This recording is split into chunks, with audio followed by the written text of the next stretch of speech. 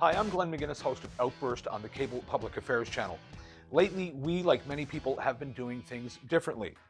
We've been talking to Canadians across the country via Zoom about the COVID-19 pandemic and the issues surrounding it.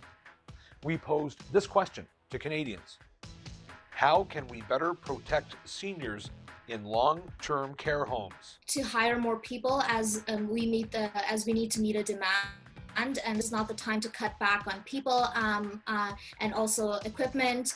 And also, I know that the government, especially here in Alberta, is taking control of some of the hardest hit facilities. So I think that's needed to contain it before it gets out of hand even further, and also to keep up the morale of the people in the residents inside the homes.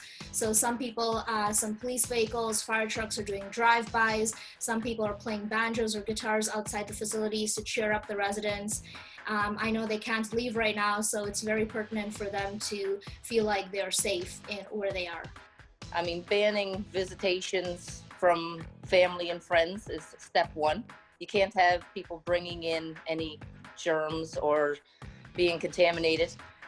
Having more protection for masks, gloves, protective clothing. Even having only certain employees working certain areas of the hospital. If you can limit the number of people going on each floor or into each wing, then you can limit how much is coming into the hospital for sure. It was a great decision to lock down the care homes. I completely understand why it happened in Manitoba, and I support it 100%.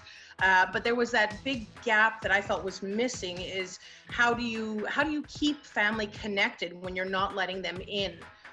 So that's something that I think long-term care facilities really need to think more about, is how do we keep our older adults connected to the loved ones in their lives, and how do we make sure that the communication they're receiving is not just the communication, it's communication that's appropriate for them, something that they will understand and will help them understand why there's been such a massive change in their lives.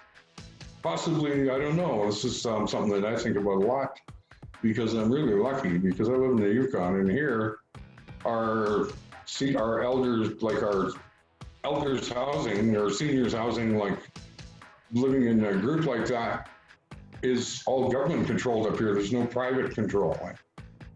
It's done by the government. So it's quite a bit different up here than it is in Ontario, where you have private care homes. Whereas up here, I think all of our care homes are all government run. So we're a step ahead of the system.